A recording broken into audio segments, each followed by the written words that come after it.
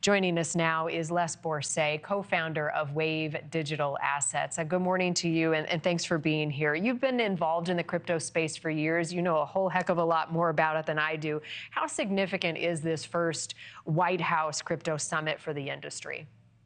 I think it's very significant. I have been in digital currencies for about a decade now, and what this administration and president has been able to do in a handful of months to accelerate the industry, especially the innovation in the United States, is really, really exciting.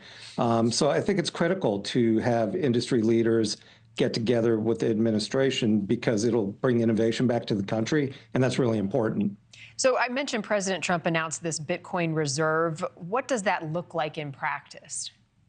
Well, this is something I'm actually relatively intimately involved with. I'm in the middle of a protest with the U.S. Marshal Service. The way these seizures, well, the first thing is, to not buy the asset is a good thing for the country because we have a whole bunch seized. And I think what David Sachs was speaking about the other day is the liquidation of this pre-appreciation. If we would have held it in a reserve, it would have been worth $17 billion today. I think what's really great is they're looking at the seizures post-forfeiture, and with Bitcoin in particular, instead of liquidating it, they're going to stockpile it, they're going to reserve it. So that's actually the right way to go about it.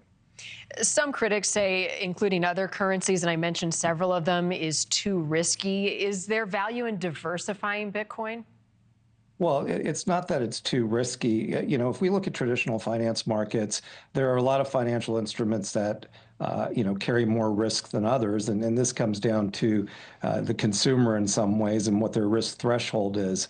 The significance about these alternative currencies is two things, really. One, that, with DeFi emerging and whatever the administration's position is going to be on that, you can actually generate returns with a lot of these alternative currencies that are held in seizures in a way that you can't do with Bitcoin right now because DeFi is being built out. The other thing is, again, these are American companies. And if we want to support innovation, we need to support the American companies that are launching these digital currencies. The SEC has dropped some cases against crypto companies. Does that mean the government is finally warming up? And is the public warming up and have a full understanding less of this currency?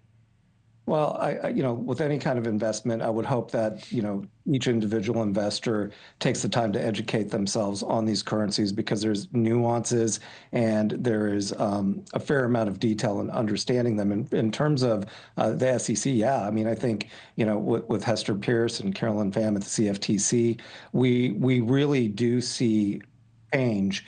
They've always believed in digital currencies, and now we're going to be able to embrace them and build on top of them here with great innovators. What's the ultimate goal of crypto? Is it to replace our currency, and how do you get there? No, it's not to replace our currency. I think some of those early libertarian ideas, were in place, but that's not going to happen. You're not going to replace the dollar. The way I like to look at the alternative currency, well, let's look at Bitcoin. Bitcoin is a store of value like gold. That's why they call it digital gold.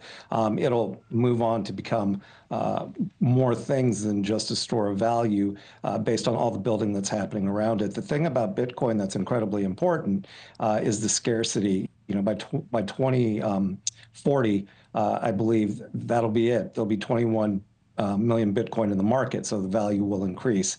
Whereas the other tokens, you'll build technology around them because they have different functions.